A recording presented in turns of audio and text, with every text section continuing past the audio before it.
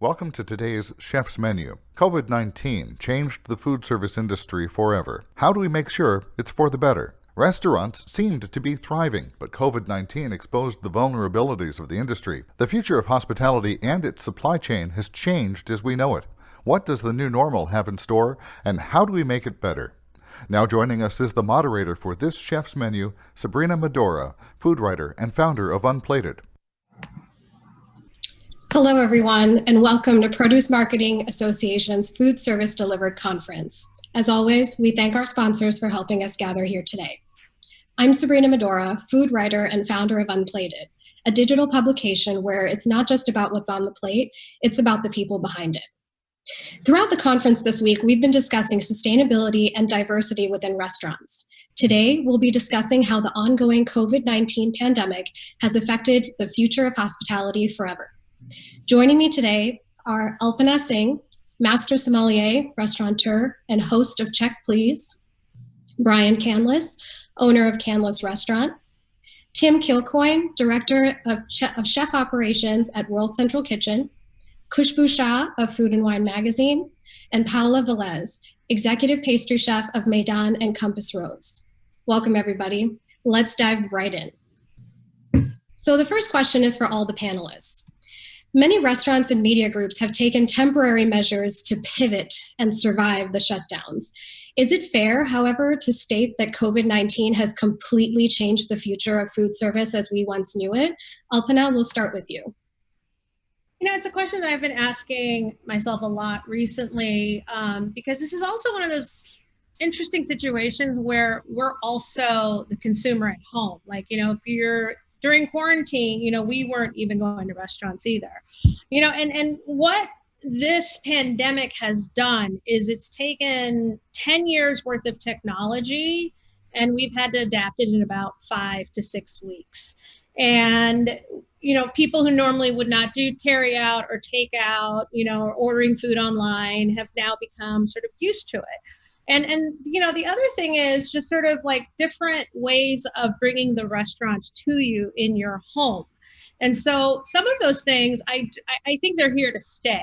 You know, and these virtual ways to be able to connect with your customers, you know, so like I'm a master sommelier and, you know, I've been seeing a lot of, you know, wine tastings in Napa, you know, trying to like connect with people across the country.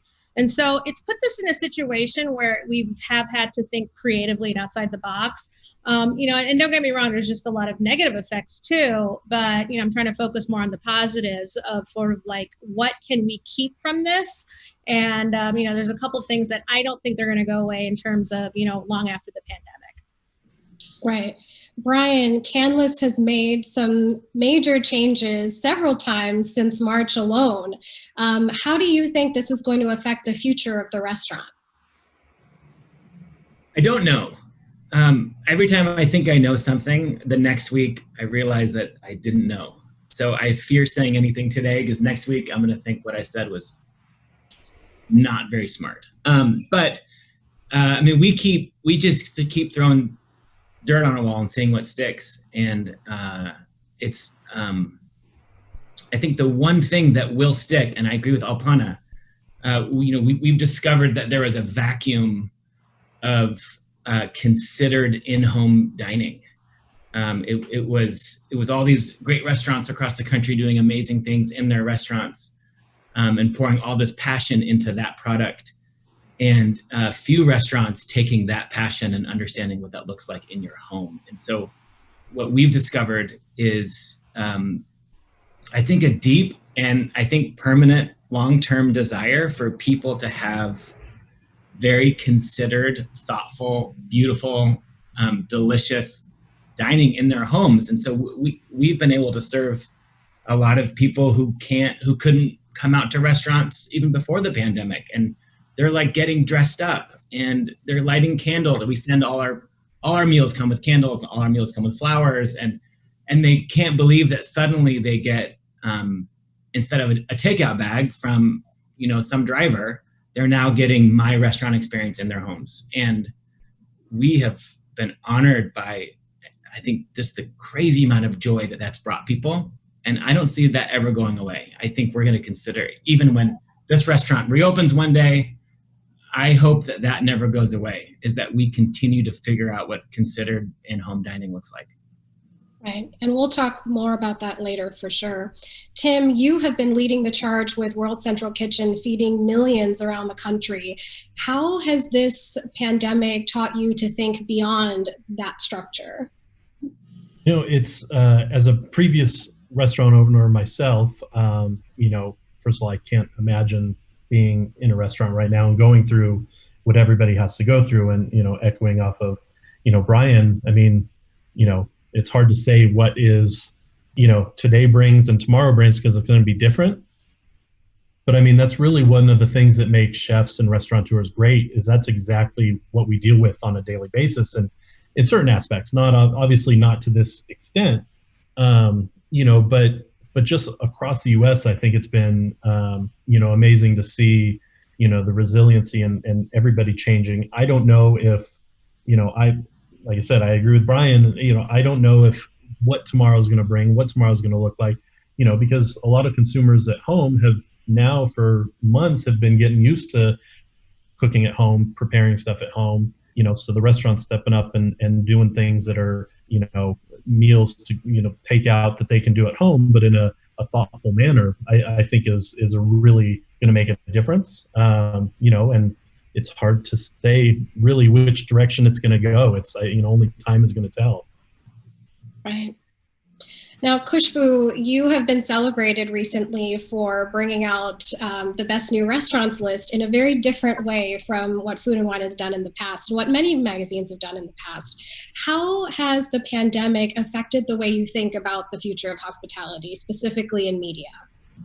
I wrote the whole issue, the restaurant issue, and then rewrote the entire restaurant issue, thanks to the pandemic timelines. I think there was already starting to be a shift in media, at least, you know, I know with myself and like a number of my colleagues as to like how we approach media, like coverage of the food world. You know, I feel like we've started to move away from like lionizing certain chefs. There's more of an emphasis on, you know, is your kitchen equitable? It's not just like, are you sourcing ingredients well? Like, are you also treating your staff well? Like, that is starting to become a more and more important issue. And I think it's only come to the surface in a sort of mega way, like during the pandemic. And I don't think that aspect is going away. I'm in a number of conversations where I'm not sure it actually makes sense to do Best New Restaurants lists anymore. Is it really fair? Like, it's definitely not fair this coming year given the pandemic for sure. But is it fair overall? I'm not actually 100% sure anymore. I'm actually leaning towards no. And we're also moving away from turning to chefs just as experts, but more as like, are they true leaders? I feel like there's been like a real shift in that too. Right. What we value out of a restaurant, not just is it, you know, do you cook the food well? Are you sourcing well? You know, are you giving back to your community? Like, how are you treating your staff? It's way more than just the actual act of dining at this point. Right. Well, I can't think of a better example right now than our fellow panelist, Paola, who is a chef and a true leader of the community right now. For those of you who don't know, Paola is one of the founding brains behind Bakers Against Racism, which recently raised $1.8 million for Black Lives Matter movements around the world. And in addition to that, she has also been championing for diversity in workspaces and rights for line cooks and IP rights, and I could just go on and on. So Paola, this has been a huge moment for you despite everything that's happening with the pandemic.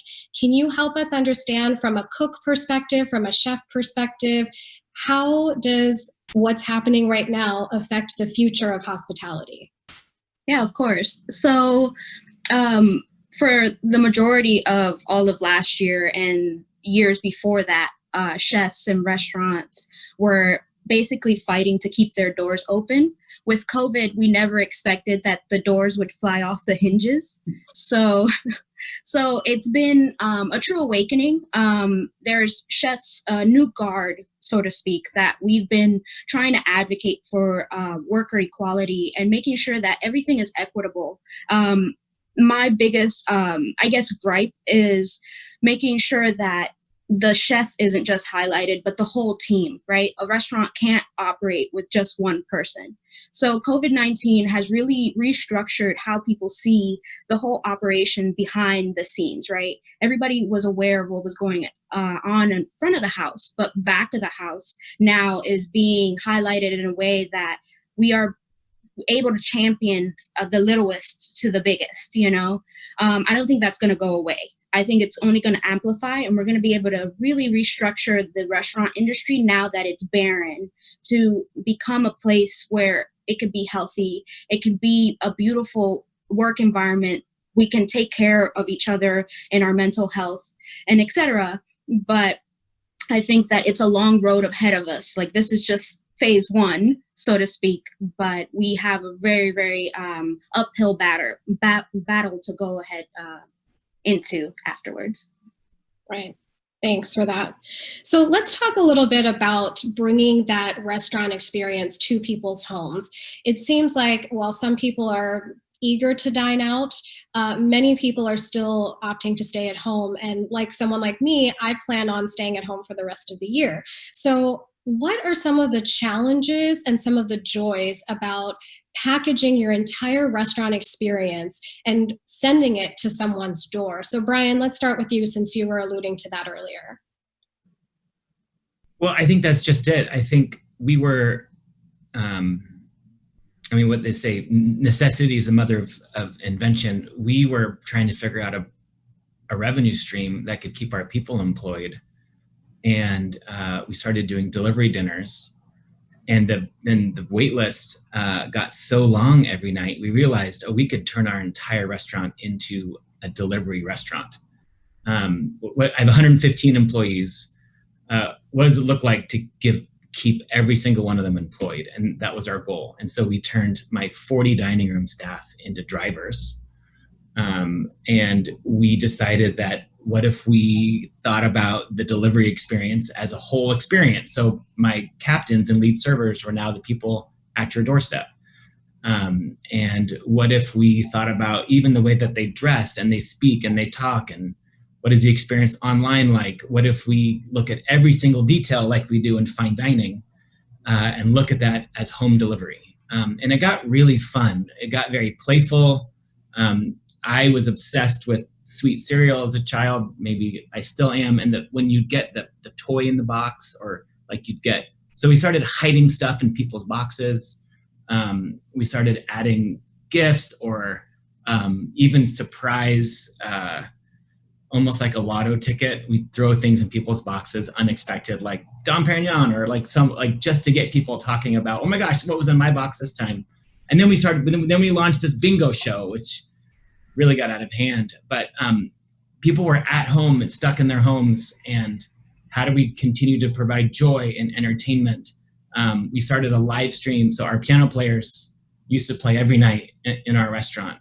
And now you're at home having this very considered dining experience, and we realized there's no music. So we built a live stream show where every night, and now my piano players have jobs, they get to play music into your homes, right? And that was not that expensive to pull off, and people love it. So now they can turn on the music, they can eat their meal, and then on Friday nights we now interrupt this program, and we would launch this bingo show. We brought in some of the greatest musical artists from around the region and then around the country, and we put bingo games in their boxes. The more that they would order, the more bingo cards that they would get.